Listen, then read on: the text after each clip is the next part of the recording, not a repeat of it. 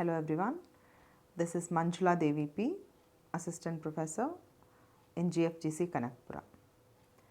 In this session, we are discussing about events after reporting period, which is explained in Ind AS 10. So, what is the meaning of the events after reporting period and how do they reflect in the books of accounts, or how to treat them? Treat the events after reporting period.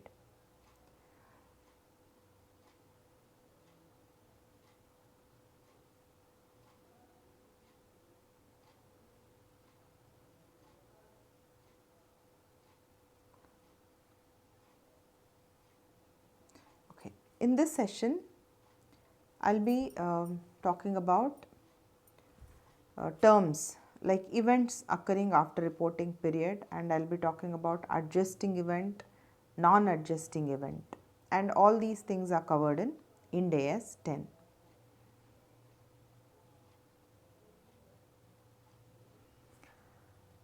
So, before we actually get into the concept, so you all know what is a reporting period.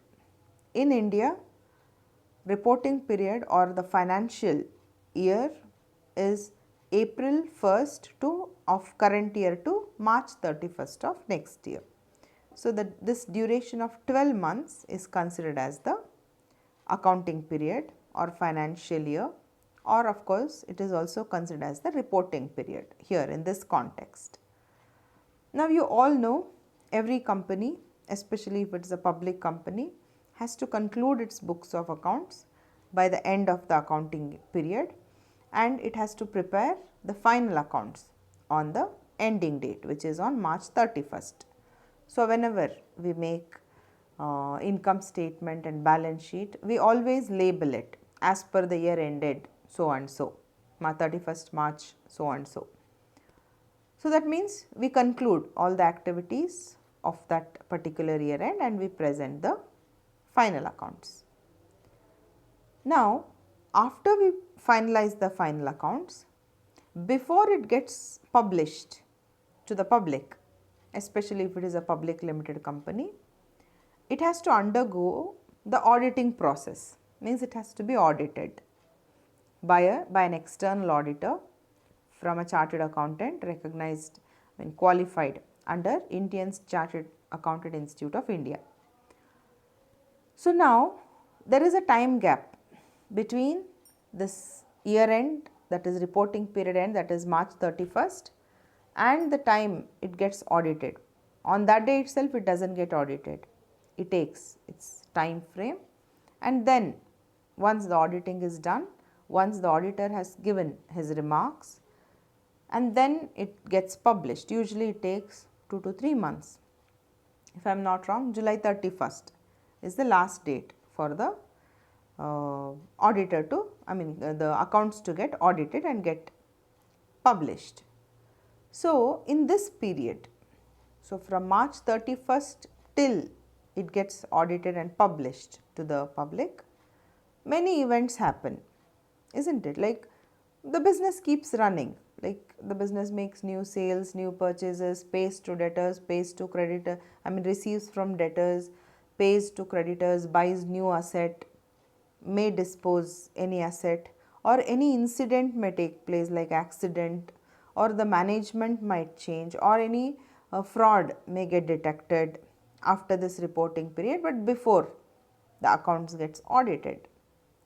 Now, the question is, when you are publishing it to public on say 31st July, you are showing the items of 31st March, whether it is a bank balance, whether it is your sales revenue, whether it is your carrying amount of the non-current asset, all those things are represented as per March 31st. Now, the question is, when I am publishing it on July 31st, and as many things have happened, I am showing some debtors, but right now on this day there is no debtor, like that debtor is not there because he might have paid or he might have become bankrupt, but still I am showing it as debtor. Now, the question comes, should we alter the things as per the date of publishing it to the public, or should we show the items as per 31st March is the question. Now, if I ask generally to the students, some may say, yeah, it should be altered as per the current date. Some may say, no, it should be as per 31st, because the label itself says as on 31st March. So, there is a question. So, then we have to refer back to Ind AS 10. What exactly is the guidance as per Ind AS 10? So, first and foremost, let us see what is the objective of this standard. The objective of this standard is when an entity should adjust its financial statements for events after reporting period, and the disclosure that an entity should give about the date when the financial statements were approved for issue and about the events after reporting period. The main objective of this standard is to prescribe what are the events which has to be adjusted and how the disclosure has to be made by the company about the events that happens after the reporting period. So, according to Ind AS 16, we need to understand three different definitions that is given for the different items. First and foremost, events after reporting period. So, what does that mean? As I have told in the introduction itself, these are all those events, favorable or unfavorable. It could be a favorable event or unfavorable, that occur between the end of the reporting period, that is March 31st, and the date when the financial statements are approved by the approving authorities, that is audited and given by the reference by the external auditor. So, in this time gap, whatever things happen, that is called as events after reporting period. So, in this there could be two types of events. One is called as the adjusting event. Adjusting events are those events which provide the evidence of conditions that existed at the end of the reporting period. That means, out of these events which occurs after reporting period, there are some events which were actually present on the reporting period, but it was not discovered. Like the people who are making books of accounts didn't know about it, but actually the fact that it was present on the report on the last day of the reporting period. For example, a fraud. There was a fraud which was detected, say, in April, which says that the bank balance given in the balance sheet is wrong. The accountant has made some fraud. So, now you discovered it in April, but actually fraud was present in March itself, isn't it? So, then it becomes an adjusting event. That means you have to adjust your financial statements as per the finding that you have made. Then what are non-adjusting events?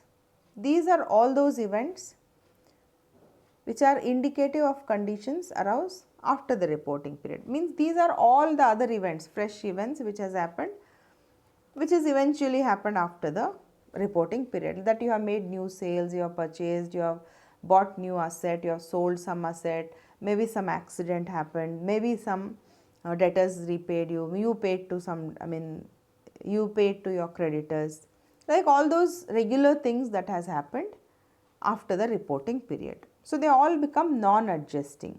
You don't have to adjust them as per the for your 31st March data. So, how do adjusting events are recognized and measured? So, I have told already what is an adjusting event. These are the events which indicates that it was present on the reporting period, only thing it was not discovered. So, it discovered after the reporting period. If it is an adjusting event, the entity shall recognize and adjust the amounts recognized in financial statement to reflect the adjusting events after the reporting period. That means it has to be adjusted, it has to be accounted for, and your financial statement should reflect the figures after this adjusting event. For example, the receipt of information after the reporting period indicating that an asset was impaired at the end of the reporting period. That means you are showing an asset at its carrying amount, but later you discovered that the carrying amount was wrong and it has to be impaired. But that impairment loss was already present on 31st March, means the asset had already lost its value by 31st March, only you didn't know about the impairment. So now you have to alter it. Then the next example could be bankruptcy of a customer that occurs after reporting period, but usually confirms that a loss existed at the end of reporting period. That means one of your major customer becoming a bankrupt after reporting period, but he was already in the condition of bankruptcy on 31st March itself, but you didn't know that, so you were still showing it as your debtors. But after you got to know that he became bankrupt, then there is no point in showing him as a debtors in your balance sheet, so you have to adjust it and present your financial reports after deducting that new bad debt which has happened after the reporting period, but it was present, like the bankruptcy was present on 31st March, only thing you didn't know it. Okay, so these are the examples of some adjusting events. Then what are the non-adjusting events? As I told, apart from the adjusting events, anything that happens after the reporting period, it should not be recognized in the books, in the financial report, it should not get reflected. Of course, all those non-adjusting events which come as a which will have an impact on the next year's balance sheet, because they are part of the next academic accounting year. So, for example, decline in the market value of an investment or any other thing, like an accident happened say in the month of April or March, May of where there was no connection between this accident and the figures shown in 31st March. Okay. So, likewise any other event which happens after the reporting period, but which does not give any evidence that it was present on the end of the reporting period, then it becomes a non-adjusting event. It should not be recognized in the books of accounts. Now, if we take the recap of what we discussed so far. So, financial statements are prepared at the end of accounting period. So, in India it is 31st March every year. So, but the financial statements are not published on this date. It is just prepared and it goes for auditing, and during the time of auditing, whether to recognize those events in the books of accounts, anything that you identify or anything that happens in that time gap of concluding your books of accounts and the publishing of the books of accounts. So, now out of those events that happens can be called as adjusting event and some becomes non-adjusting event. What is an adjusting event?